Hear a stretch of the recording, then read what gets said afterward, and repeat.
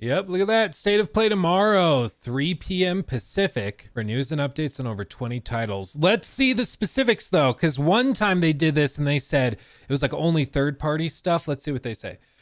State of Play is back tomorrow, September 24th. Tune in live for news and updates on more than 20 upcoming PS5 and PSVR 2 games. I guess, they've not given up on it yet. The 30-minute show begins at 3 p.m. Pacific. So that'll be 4 p.m. my time. Okay, on YouTube and Twitch, it'll be broadcast in English and Japanese. Regarding co-streaming, they don't say anything specific. They just say it's going to be more than 20 upcoming PS5 and PSVR 2 games from studios around the world. But notably, it is described as State of Play, not as like a showcase or anything. This is a State of Play, which usually is like smaller. It's for smaller announcements and third-party stuff. So interesting. That's funny. Jeff Grubb goes source. That's funny. Okay. What's predictions?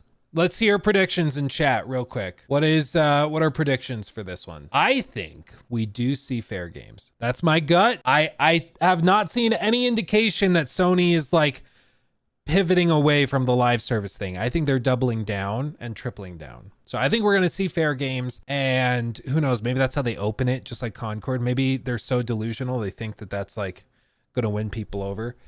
Because some reporting, like from the statements made by Colin Moriarty, he said that Herman Holst, the head of PlayStation, they were calling Concord his baby.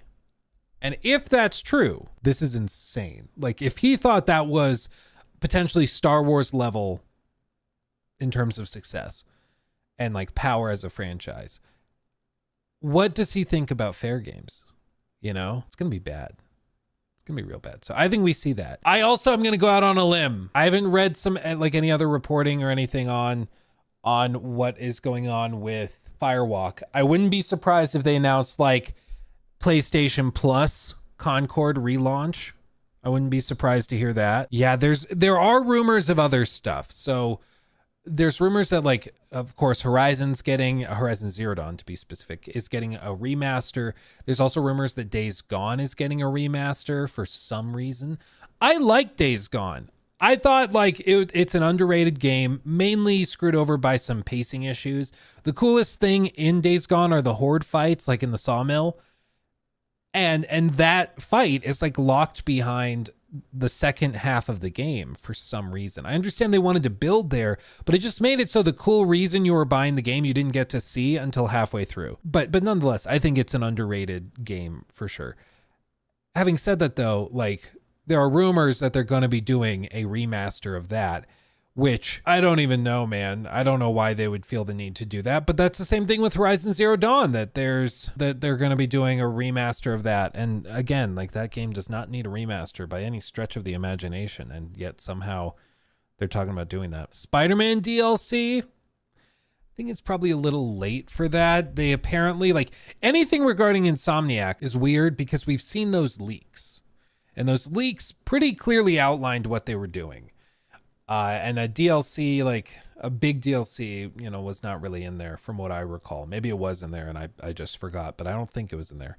Maybe we see the thing Joraptor's been hoping for, which is the Atreus spin-off game, kind of like Miles Morales. Maybe we see that in the God of War franchise, maybe. But again, I think if they had that would be a showcase. I don't think that would show up at a State of Play. Hearing it's a State of Play makes me think it's going to be the quality of like the announcement of Suicide Squad and Concord and Fairgames. Like I think it's going to be a lot of stuff like that. PSVR 2 titles.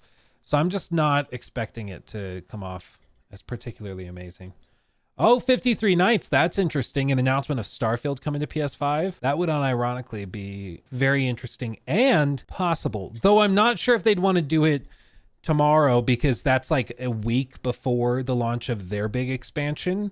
Unless they were launching the expansion and the game on PS5 on that day, which they could be. Maybe that's why they haven't really done much else for the last year. Maybe then that could explain it, but it's possible. I think we all know they're going to be bringing Starfield to PS5. It's just a matter of time. I don't think we see anything from Naughty Dog. I think you're right, Odin.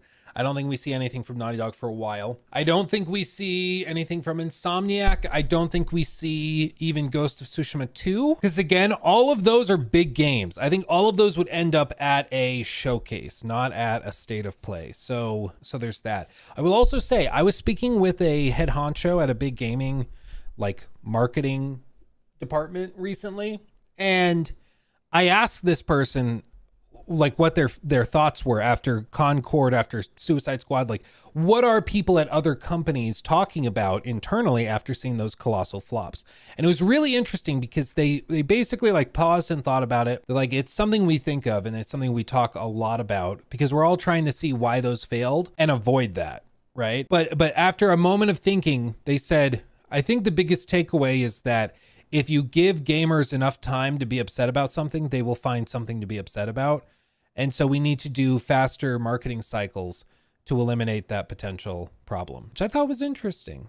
Basically, the idea just being, if you can shadow drop a game, that will give your game way more chance of success than if you let it market for like a year and let people just get upset about it. I mean, look at Dragon Age. There's, in my opinion, a lot of people that are perhaps upset or don't think it looks good for valid reasons. Maybe you don't like the art direction. Maybe you don't like the more linear approach to level design. That's all very legitimate. If you're not going to play the game because you think the butt slider doesn't go big enough, I think that's a stupid reason not to play a game, but that's just me.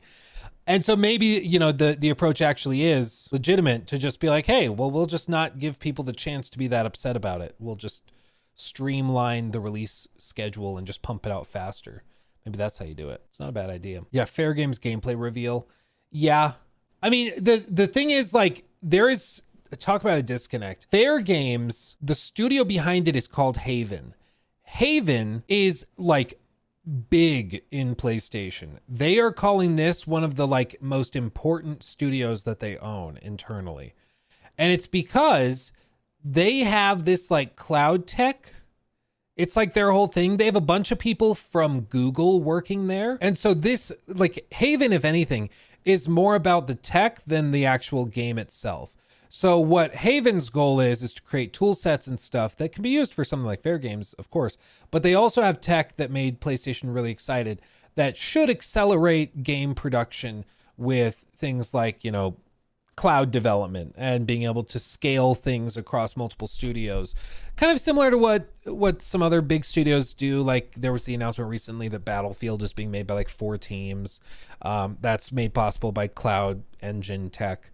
Same thing with like Call of Duty being made by like 4 different studios at the same time. You know, that type of tech is something that PlayStation has historically not really had. They've had big studios that are really good at making stuff, but they kind of are all concentrated in one spot. And Haven's goal is, and one of the advantages of them apparently, is the tech they have to empower studios to scale even across the planet without having to, like, I guess, worry about that type of thing. So Haven is, they view as like a strategic asset, not just a studio. So even if Fairgames flops, I don't think they're that worried, because one of the key reasons they like Haven and bought Haven was for the tech that they have.